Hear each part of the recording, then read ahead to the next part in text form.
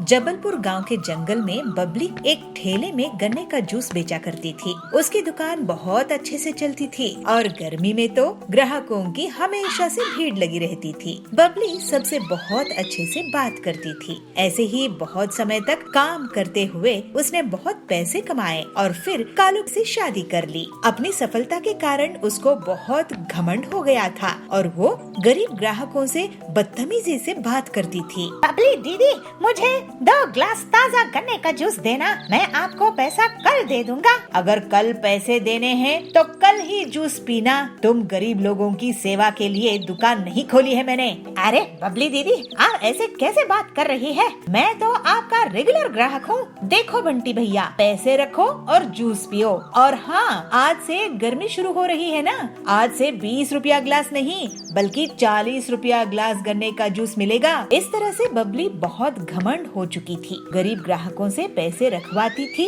फिर गन्ने का जूस देती थी। कोई गन्ने का जूस नहीं बेचा था जिसकी बबली फायदा उठा रही थी। लेकिन अगले ही दिन बबली की दुकान के सामने पीलू चिड़िया अपना गन्ने का जूस का ठेला खोलती है। उसकी दुकान चलती देखकर बबली उसे जलने लगती है। पीलू चिड़िया, तुम मेरे ठेले के सामने गन्ने का जूस क्यों बेच रही हो? मैं तुम्हारी दुकान चलने नहीं दूंगी। अरे सुंदरी दीदी, गुस्सा मत करो। जंगल में इतने ग्राहक हैं कि हम दोनों की दुकान अच्छे से चल सकती है। पीलू की बातें सुनकर बबली चुप हो जाती है। पीलू अपने ग्राहकों से बहुत अच्छे से बात करती थी, जबकि बबली अभी भी बहुत घमंड से रहती थी। जल्द ही पीलू की दुकान में भीड़ लगने लगती है, क्योंकि वो गन्ने का जूस को सिर्फ 15 रुपए में बेचा करती थी। ये पीलू तो बहुत ही चालाक निकली, सस्ते दामों में जूस बेच रही है। इसकी दुकान बंद करवा दूंगी। मैं भी दाम कम कर देती हूँ, लेकिन उतने पैसों में मैं गन्ने का जूस नहीं बेचूंगी, बल्कि केमिकल वाला नकली मिलावटी जूस बेचूंगी। ग्लास का जंबो साइज बड़ा देखकर जंगल वाले मेरे ही पास आएंगे और पीलू की दुकान बंद हो जाएगी। फिर ऐसा सोचकर बबली अपने घर में केमिकल वाला जूस तैयार करती है और मन ही मन बहुत खुश होती है। जंबो गन्ने का जूस ले लो, जंबो गन्ने का जूस। इतने बड़े गन्ने का जूस कभी नहीं देखे होंगे। जंगल के पक्षी बबली की आवाज सुनकर उसकी दुकान की तरफ भागते हैं और ग्लास का साइज देखकर लालच में आ जाते हैं और सिर्फ कुछ ही मिनट्स में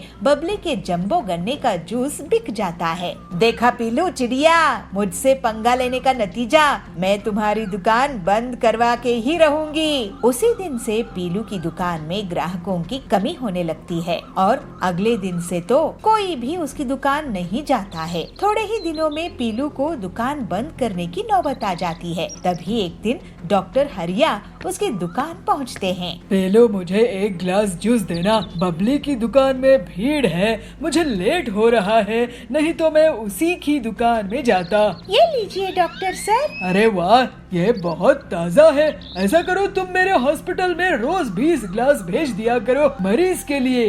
पीलू ये सुनकर बहुत खुश हो जाती है और हरिया के मरीज उसके गन्ने का ताज़ा जूस पीकर ठीक हो जाते हैं। लेकिन तभी वहाँ बबली की दुकान से गन्ने का जूस पीने वाले पक्षी आते हैं और उल्टियाँ करने लगते हैं। अरे ये क्या, इन्हें तो उल्टियाँ हो रही है। उनका टेस्ट होता है और उनसे हरिया पूछता है कि वो लोग क्या खाए पिए थे। तब वो बताते हैं कि रोज वो बबली के यहाँ जूस पीते हैं। बबली, तुमने इस गन्ने की जूस में क्या मिलाया है?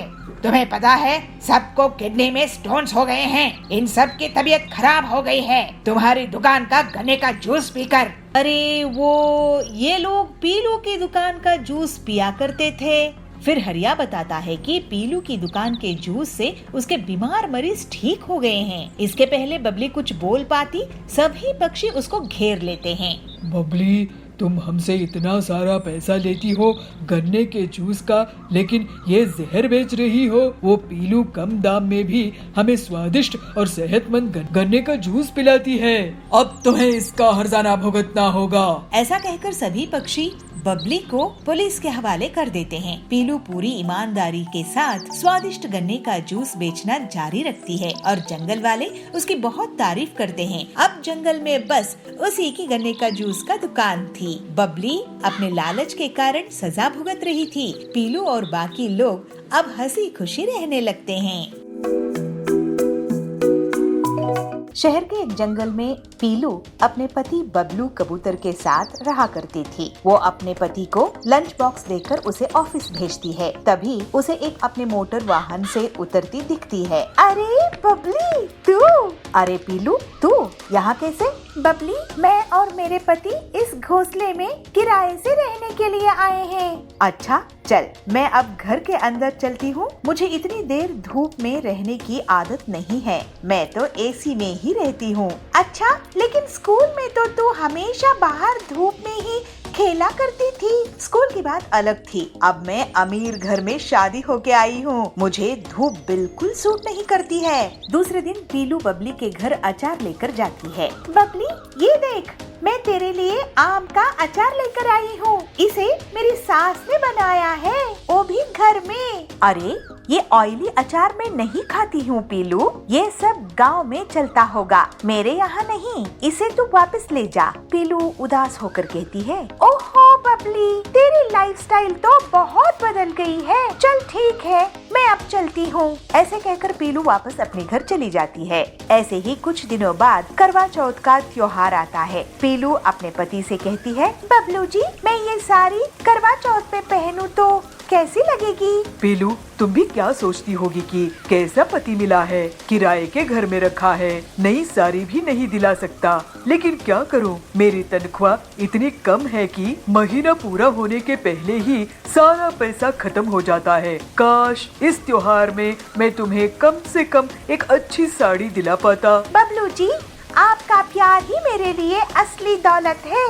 आप चिंता मत करो, सब ठीक हो जाएगा। तुम सच में बहुत अच्छी हो पीलू। ये लो 1000 रुपए और इससे करवा चौथ का सामान ले आना। ठीक है जी, मैं पूजा का सामान ले आऊंगी। शाम में पीलू के घर बबली आती है। पीलू, आज करवा चौथ मनाने के लिए सभी बंगलों में आ रही है, तो भी आ जाना। मेरे बंगलों की छत से चांद साफ साफ दिखता है। तुम लोगों की छोटे छोटे घोंसलों में शायद वो सही से निकलेगा नहीं, फिर तुम लोग भूखी रह जाओगी। अगर सब आ रही है तो मैं भी आ जाऊंगी बबली। अब मैं चलती हूँ, मुझे तैयारी करने के लिए पर्सनल स्टाइलिस्ट आने वाली है। वो 50,000 ले रही है मुझे स्टाइल करने के लिए। तुम लोग तो खुद से तैयार हो जाना। रात में सभी बबली के बंगलों में पहुंच जाती है। पीलू भी वहां जाती है। अरे वाह बबली, तुम्हारी साड़ी तो बहुत ही अच्छी लग रही है। ये मेरे मुंबई जंगल के पर्सनल फैशन डिजाइनर ने मुझे डिजाइन करके दिया है। अरे तेरी मेहंदी, उसकी डिजाइन भी कमाल है। ये 25,000 की है। तुम्हारी मेहंदी के खर्च से हमारा पूरा घर ही चल सकता है। सब हंसने लगते हैं। चलो, अब चांद निकलने वाला ही है, लेकिन मेरे पति नहीं आए हैं। उनके हाथों से मैं फिल्टर्ड वाटर पीऊंगी, उसके बाद ही अपना व्रत तोड़ूंगी। एक के बाद एक सभी चिड़ियाएं अपने पति का चेहरा चांद के साथ देखकर साथ ही व्रत पूरा कर लेती है। पीलू भी बबलू के साथ व्रत पूरा कर लेती है, लेकिन बबली के पति अभी तक नहीं आते हैं। फिर सभी अपने अपने घर चली जाती है। देर रात को पीलू बबली को फोन लगाती है। अरे बबली, फोन क्यों नहीं उठा रही है? उसके पति घर आए कि नहीं? ऐसे कहते हुए वो अपने पति के साथ बबली के घर जाती है। वहाँ वो देखती है कि बबली अपने हॉल में बेहोश पड़ी हुई है। फिर पीलू तुरंत ही डॉक्टर को फोन लगाती है। इन्हें तो डिहाइड्रेशन हुआ है, इन्हें मैं एक इंजेक्शन देता हूँ, इससे इनकी हालात संभल जाएगी। इनके पति को जल्दी से बुलाओ। फिर बबलू तुरंत ही बबली के पति के ऑफिस पहुंच जाता है और उन्हें पूरी बात बताता है। वो दोनों जल्द से जल्द घर वापस आते हैं। आप कहाँ रह गए थे? आपका फोन नहीं लग रहा था। बबली, तुमने मुझे बताया ही नहीं कि आज तुमने करवा चौथ का व्रत रखी है। चलो अब जल्दी से अपना व्रत पूरा कर लो। फिर पीलू की मदद से बबली अपना व्रत पूरा कर लेती है। बबली, तुमने भाई साहब को व्रत के बारे में क्यों नहीं बताया? मैं फैशन और मेकअप में इतना ध्यान ही नहीं दी कि मुझे इन्हें बताना था, याद ही नहीं रहा। पीलू, तुम्हारी सादगी से मैं सीखूंगी कि इतने कम पैसों में भी कैसे अच्छे से रहते हैं। अब मैं अपनी दौलत के लिए इतनी घमंडी नहीं रहूंगी। उसके बाद से बबली सुधर जाती है और सादगी से अपना जीवन बिताने लगती है। एक छोटे से गांव में मगरू बदमाश रहता था। वो दूसरे के बच्चों को अपहरण कर लेता था, लेकिन आज तक उसे किसी ने रंगे हाथों नहीं पकड़ा था। तो किसी को ये नहीं पता था कि मगरू ही बच्चों की चोरी करता है। उसी गांव में पिग्गी और पिग्गा रहने के लिए आते हैं। उनके 3 छोटे छोटे बच्चे थे। पिग्गा कहता है, बच्चों, हम काम से बाहर जा रहे हैं, तुम लोग घर को अंदर से बंद कर दो और जब हम आए तभी घर का दरवाजा खोलना। जी पापा। ऐसा कहकर वो और उसकी पत्नी चले जाते हैं और ये देखकर मगरू सोचता है, वाह, इतने सुंदर बच्चे, इन्हें चुराने में मजा आएगा। और मगरू उनके घर जाता है और दरवाजे पर खटखटाता है, लेकिन कोई दरवाजा नहीं खोलता है। एक बच्चा ऊपर खिड़की से उसे देख लेता है। अरे, कोई दरवाजा नहीं खोल रहा है, मैं बहुत देर रुक नहीं सकता, अगली बार पूरी प्लानिंग के साथ आऊंगा। और वो वहाँ से चला जाता है। जब पिग्गा और पिग्गी वापस आते हैं तो पापा, मगरमच्छ अंकल दरवाजा खटखटा रहे थे, हमने दरवाजा नहीं खोला। लेकिन कम से कम ये पूछ लेना कि आप कौन हैं, इससे पता चल जाएगा कि वो किस काम से आए थे। और अगले दिन भी दोनों पति पत्नी अपने बच्चों को घर में छोड़कर उनसे घर को अंदर से बंद करने के लिए कहकर चले गए। दूर से मगरू ये देख रहा था और थोड़ी ही देर में वो उनके घर जाता है। बच्चों, दरवाजा खोलो, मैं दूध वाला हूँ, मैं दूध बेचता हूँ। लेकिन मम्मी पापा नहीं है, आप शाम में आना। मुझे तुम्हारे मम्मी पापा ने ही भेजा है तुम्हें दूध देने के लिए, दरवाजा खोलो। लेकिन बच्चे समझ नहीं पाते हैं कि क्या करें। सॉरी अंकल, हम दरवाजा नहीं खोल सकते, मम्मी पापा सिखाए हैं कि किसी भी अनजान व्यक्ति से कुछ खाने की चीज नहीं लेनी चाहिए। उनकी बात सुनकर मगरू बहुत गुस्सा करता है, लेकिन दूर से पिग्गी और पिग्गा आते दिखते हैं तो वो तुरंत वहाँ से भाग जाता है। फिर बच्चे पूरी बात अपने मम्मी पापा को बताते हैं। लगता है वो बच्चा चोर ही है, अब से हमें सावधान रहना होगा। इधर मगरू बहुत गुस्से में रहता है, उसे अब सावधान रहना होगा। मैं तो बच्चों को चुरा कर ही रहूंगा, चाहे जो हो जाए। और अगले दिन मगरू पिग्गी और पिग्गा के जाने के बाद उनके घर जाता है और गुस्से में दरवाजा तोड़ देता है और वो तीनों बच्चों को उठाकर भागने लगता है। लेकिन उसे नहीं पता था कि थोड़ी ही दूर में पिग्गी और पिग्गा उसका इंस्पेक्टर सींगा गेंडे के साथ इंतजार कर रहे थे। वो रहा बच्चा चोर मगरू। अब इसकी खैर नहीं। और सींगा तुरंत मगरू के सामने आ जाता है और उसके कांस्टेबल्स उसको घेर लेते हैं। बच्चों को छोड़ दो मगरू, तुम रंगे हाथों बच्चा चोरी करते पकड़े गए हो। अरे, ये क्या, ऐसा कैसे हो सकता है? हम कल रात में इंस्पेक्टर सिंगा जी से मिलकर तुम्हें रंगे हाथों पकड़ने का प्लान बनाया था। और फिर मगरू से सींगा बच्चों को छीन लेता है और मगरू की पिटाई हो जाती है और उसको पकड़कर जेल में डाल दिया जाता है। जब कोई गलत काम करता है और दूसरों को नुकसान पहुंचाता है तो एक न एक दिन उसे अपने बुरे कामों का बुरा परिणाम भुगतना ही होता है। भोरपुर में पीलू चिड़िया अपने पति के साथ रहती थी। उनके एक छोटा बच्चा भी था। दही जमाने में बहुत अच्छी महारत हासिल कर रखी थी। उसका बनाया हुआ दही दूर दूर से पक्षी आकर खरीदते थे।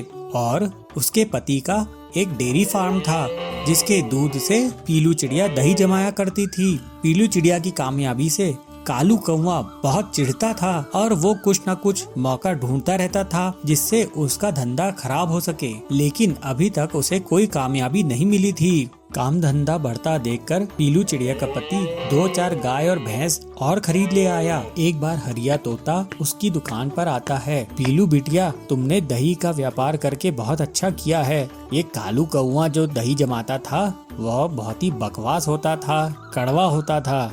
तुम्हारा दही तो लाजवाब मीठा होता है। चलो अब आधा किलो पैक कर दो मेरे लिए। ऐसा सुनकर पीलू चिड़िया बहुत खुश होती है। हरिया काका, आपकी तारीफ के लिए शुक्रिया, मैं आपको मलाईदार दही देती हूँ। कालू कौवा, पीलू चिड़िया की सफलता को देखकर एक बार फिर चिढ़ जाता है। एक बार कड़क सेठ पीलू की दुकान पर आता है। सब लोग कड़क सेठ को देखकर थोड़े घबरा जाते हैं। कड़क सेठ वहाँ का जमींदार था।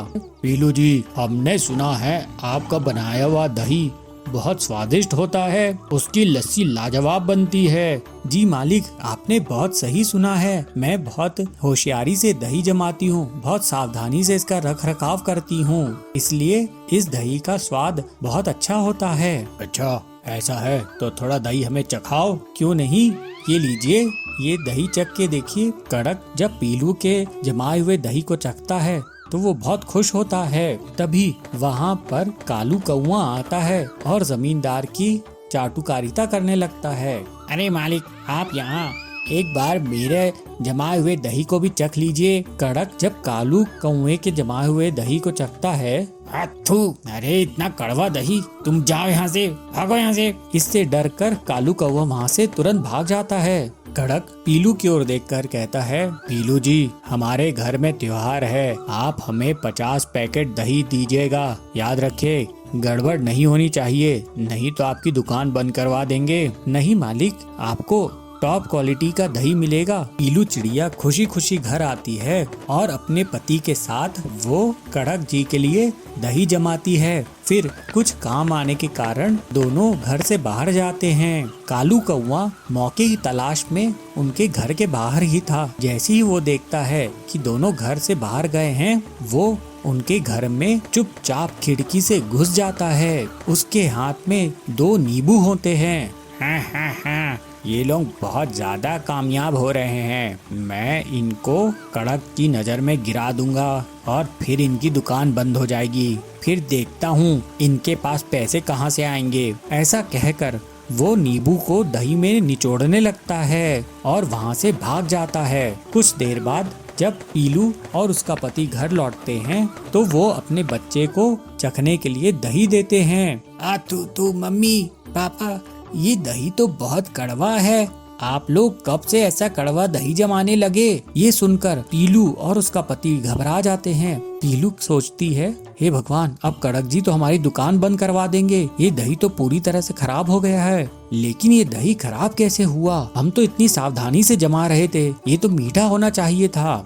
अब जो भी हुआ, अब भगवान ही हमें बचा सकते हैं। ऐसा कहकर वो एक दही के बर्तन को अपने खेत में लेके जाती है और वहाँ पर मिट्टी में डाल देती है और भगवान से प्रार्थना करती है, हे भगवान, आप ही हमारी लाज बचाइए। अगले दिन पीलू जब खेत में जाती है तो खेत से बहुत सारे दही के पैकेट निकल आते हैं। ये देखकर वो और उसका पति हैरान रह जाते हैं और खुश भी होते हैं। उन दही के पैकेट्स को वो दोनों पति पत्नी तोड़ते हैं और कड़क को दे आते हैं। कड़क के घर में त्योहार चलता रहता है। दोनों पति पत्नी घबराए हुए होते हैं कि कहीं कुछ गड़बड़ ना हो गई हो। जैसे ही कड़क और उसके घर परिवार वाले दही चखते हैं तो वो पीलू और उसके पति को बहुत शाबाशी देते हैं और तारीफ करते हैं। अरे ऐसा मीठा दही तो लाजवाब है, हमने तो ऐसा दही कभी नहीं खाया।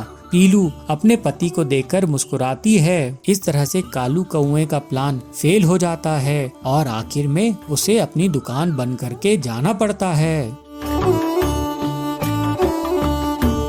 किसी गांव में रघु नाम का एक भालू बच्चा रहता था। उसका पढ़ाई लिखाई में जरा भी मन नहीं लगता था। पढ़ाई के नाम से बचने के लिए वह बहुत कुछ करता था। उसकी बहन पढ़ने लिखने में काफी अच्छी थी और वह अपने घर वालों की बात भी मानती थी। बेटा रघु, जितना खेलना कूदना जरूरी है उतना पढ़ना लिखना भी जरूरी है। अगर तुम पढ़ाई नहीं करोगे, हर समय बस खेलते ही रहोगे और अपने दोस्तों के साथ मस्ती करोगे तो तुम बड़े होकर कुछ नहीं कर पाओगे। बेटा, खेलने के साथ पढ़ाई पर भी उतना ही ध्यान दो तुम। मम्मी, आप भी ना, मैंने आपसे कितनी बार कहा है कि मुझे पढ़ना लिखना जरा भी पसंद नहीं। जब भी मैं पढ़ने लिखने के लिए बैठता हूँ तो मुझे नींद आने लगती है और मेरा सिर दर्द करने लगता है, इसलिए मुझे पढ़ना लिखना जरा भी पसंद नहीं। भैया, ऐसी बात नहीं है। अगर आप पढ़े, मन लगाकर पढ़ेंगे तो आपको ना सारी पढ़ाई समझ में आने लगेगी, जैसे मुझे आती है। पता है, मुझे पढ़ते हुए जरा भी नींद नहीं आती। बल्कि मुझे तो पढ़ने बहुत अच्छा लगता है। तभी वहाँ पर रघु का दोस्त गोलू नेवला आ जाता है। अबे रघु चलो खेलने चलना नहीं है क्या?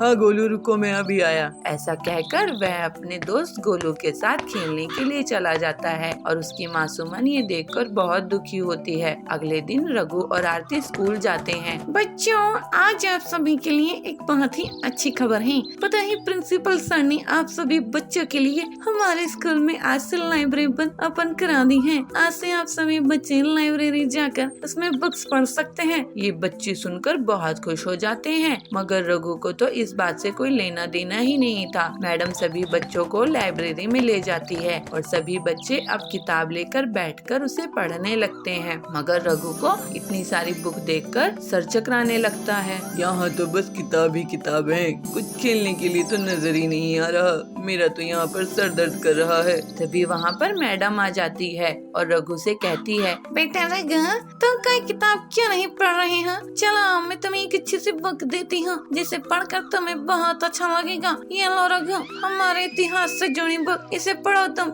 रघु का मन नहीं था, पर फिर भी वह बुक लेकर उसे पढ़ना शुरू करता है। थोड़ी देर पढ़ते पढ़ते रघु को वो किताब अच्छी लगने लगती है और वह बुक पढ़ते पढ़ते समय कब बीत जाता है उसे पता ही नहीं चलता। रघु घर जाता है। चलो बच्चों, मैं तुम्हारे लिए खाना लगाती हूँ, आ जाओ खाना खा लो। खाना खाते हुए रघु कहता है, मम्मी, आज मैंने हमारे इतिहास से जुड़ी एक बुक पढ़ी और उसे पढ़कर मुझे बहुत अच्छा लगा। क्या सच में रघु? हाँ मम्मी, आज तो भैया ने पूरी किताब पढ़ डाली। ये तो बहुत अच्छी बात है रघु बेटा, तुम्हें ऐसी ही बुक्स पढ़नी चाहिए, तुम्हें और भी जानकारी मिलेगी अपने इतिहास से जुड़ी। हाँ मम्मी, मैं कल भी लाइब्रेरी जाकर और बुक्स पढ़ूंगा, मुझे आज बहुत अच्छा लगा। अब रघु रोज लाइब्रेरी में बुक्स पढ़ने जाने लगा, जिससे उसका पढ़ाई का इंटरेस्ट बढ़ता चला गया और वो खेलने कूदने पर भी कम ध्यान देने लगा। एक शहर में चीनू नाम का बंदर अपनी बहन सिम्मू और मम्मी पापा के साथ रहता था। उनके स्कूल में उन्हें उनके टीचर ने पेड़ों का महत्व बताया और उन्हें पेड़ लगाने के लिए कहा। पापा, हमें आंगन में पेड़ लगाने चाहिए। हमारे टीचर ने हमें बताया कि पेड़ बहुत जरूरी होते हैं और इनसे हमें फल और ऑक्सीजन मिलती है। सही कहा बच्चों, तुम्हारे टीचर ने तुम्हें सब सच ही बताया। वैसे तुम बताओ, तुम किस किस का पेड़ लगाना चाहते हो? पापा, मैं तो अनार का पेड़ लगाना चाहता हूँ। पापा, मैं आम का, क्योंकि मुझे आम खाने को मिल जाएंगे ना। ठीक है, कल हम सभी आंगन में पेड़ लगाएंगे। अगले दिन पापा मम्मी बच्चों के साथ मिलकर पेड़ लगाते हैं। सिम्मू और चीनू सबसे पहले मिट्टी खोदते हैं और उसमें एक एक करके पेड़ बो देते हैं और फिर उसके ऊपर पानी भी डाल देते हैं। पेड़ों को पानी देने के बाद सिम्मू और चीनू घर आ जाते हैं और अपनी पढ़ाई करने लगते हैं। ऐसे ही रात हो जाती है। भाई, कल सुबह तक मेरा पेड़ बड़ा हो जाएगा ना? पता नहीं सिम्मू। तभी उनकी मम्मी उनके पास आती है। बच्चों, ये पेड़ इतनी जल्दी नहीं बढ़ते, इन्हें बढ़ने में टाइम लगता है। और चलो, अब बहुत रात हो गई है, तुम भी सो जाओ। बच्चे सो जाते हैं, पर सिम्मू अपने आमों के बारे में सोच रही थी। तभी वो देखती है कि उसका आम का पेड़ तो बहुत बड़ा हो गया है और उस पर तो बड़े बड़े आम भी आने लगे हैं। ये देख सिम्मू बहुत खुश हो जाती है। तभी पेड़ कहता है, सिम्मू, तुम बहुत अच्छी लड़की हो और तुमने मेरा बहुत ख्याल रखा है, इसलिए तुम मेरे आम खा सकती हो। जितना खाना चाहो उतना खा सकती हो। सच में? सिम्मू जैसे ही एक आम तोड़ने लगती है तो वो देखती है कि बहुत सारे पक्षी उस पेड़ पर आकर बैठ गए हैं और उस पेड़ के आमों को खाए जा रहे हैं और खाते खाते सारे आम खा जाते हैं। सिम्मा, सारे आम तो ये पक्षी खा गए, मुझे माफ कर दो, मैं तुम्हें अब एक भी आम नहीं दे सकता। लेकिन मैंने तो पेड़ लगाया था ना, तुम्हें जीवन दान दिया था और मुझे ही तुम आम खाने से मना कर रहे हो, ये सही बात नहीं है पेड़। सिम्मू रोने लगती है। तभी उसकी मम्मी उसको नींद से जगाती है। अरे सिम्मू, तुम रो क्यों रही हो? क्या हुआ मेरी बच्ची? मम्मी, मैंने देखा मेरे आम का पेड़ बोल रहा है और मुझसे बात कर रहा है और उस पर आम भी आ गए हैं। लेकिन मम्मी, पक्षी मेरे पेड़ के सारे आम खा गए और मेरे लिए एक आम आम तक नहीं छोड़ा। ये गलत बात है ना मम्मी? लेकिन बेटी तुम्हारे पेड़ पर तो कोई आम नहीं आए और न ही किसी ने तुम्हारे आम खाए हैं। और बेटी पेड़ कभी बात नहीं करते। चलो आओ जल्दी से तैयार हो जाओ। सिम्मू खिड़की के बाहर झांकती है तो देखती है कि उसका पेड़ तो छोटा ही है। इसका मतलब उसने जो कुछ भी देखा था वो सब सपना था। लेकिन सिम्मू अपने पेड़ का बहुत ख्याल रखती है और उसके पास बैठकर उससे बातें भी करती है।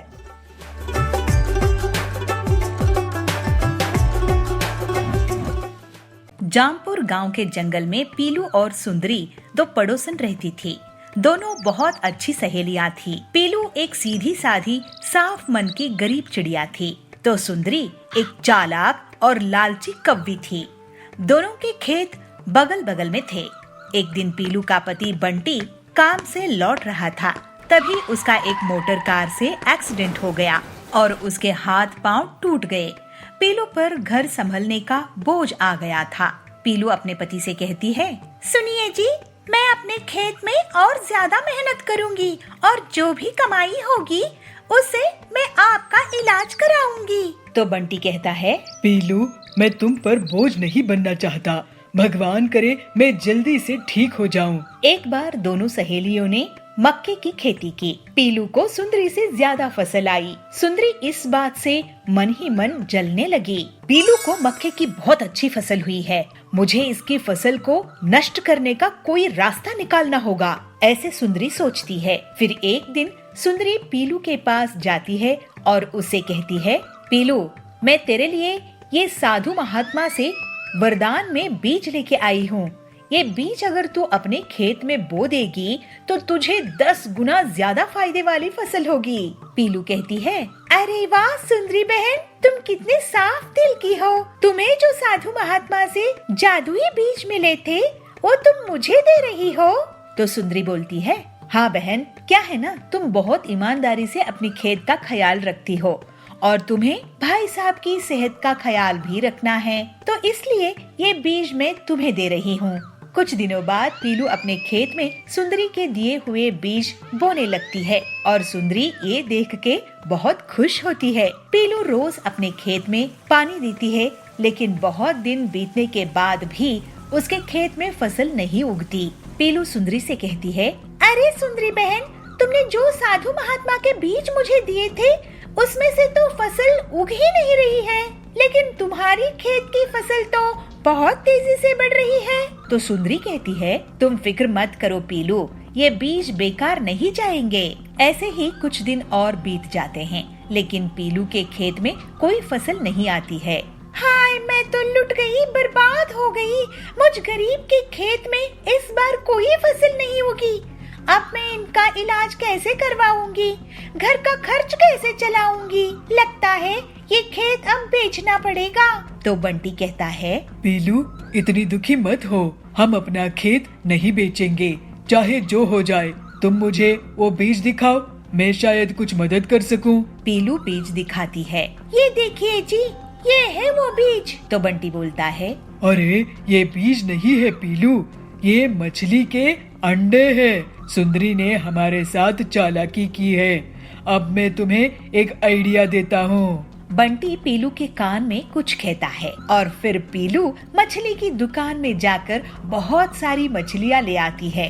पीलू उन मछलियों को अपने खेत में लगा देती है और पीलू सुंदरी को बुलाती है, सुंदरी बहन, ओ सुंदरी बहन, जरा घर से बाहर तो आओ। सुंदरी आती है। क्या हुआ पीलू, क्यों आवाज लगा रही हो? अरे जरा मेरे साथ मेरे खेत में चलो, चल कर तो देखो। दोनों खेत में जाती है। सुंदरी आश्चर्य से बोलती है, अरे ये क्या पीलू, ये मछलियाँ कहाँ से उगी है? ये मछलियाँ कहाँ से आई तुम्हारी खेत में? तो पीलू कहती है, ये तो तुम्हारे दिए हुए साधु महात्मा का बीज का कमाल है। ये सुनकर सुंदरी बहुत गुस्से में आ जाती है और वो अपने खेत की फसल को उखाड़ने लगती है और उसे पीलू के खेत की तरफ फेंकने लगती है। तो पीलू कहती है, अरे सुंदरी बहन, ये क्या कर रही हो? अपनी खेत को क्यों बर्बाद कर रही हो? तो सुंदरी कहती है, पीलू मैं भी मछलियों की खेती करूंगी। तुम इस मक्के की फसल को भी अपने खेत की बची हुई जगह में लगा लो। सुंदरी के मछलियों के बीज को बोने के बाद भी उसके खेत में मछलियों की फसल नहीं उगती है। दूसरी तरफ पीलू की खेत में मक्के की फसल लहलहाने लगती है। पीलू बहुत खुश होती है। सुंदरी पीलू से कहती है, पीलू तुम्हारी बीज कैसे मछलियों की फसल उगा दिया, जबकि मेरे बीज से तो मछलियाँ उग ही नहीं रहे हैं। तो पीलू कहती है, अरे बहन, तुम साधु महात्मा का आशीर्वाद लेना भूल गई, इसलिए तुम्हारी फसल नहीं आई। तुम उसी साधु महात्मा से आशीर्वाद ले आओ। तो सुंदरी कहती है, पीलू मुझे माफ कर दो, मैं तुम्हें धोखा देकर मछलियों के अंडे दिए। मैं तुम्हारी मेहनत से जलती थी, मेरे पास किसी साधु महात्मा के बीज नहीं थे।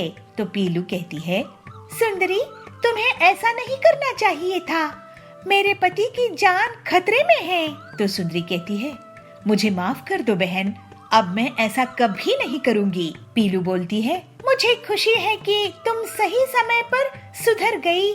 इसके बाद से सुंदरी पीलू के साथ मिलजुल कर रहने लगी और पूरी ईमानदारी से अपना जीवन जीने लगी।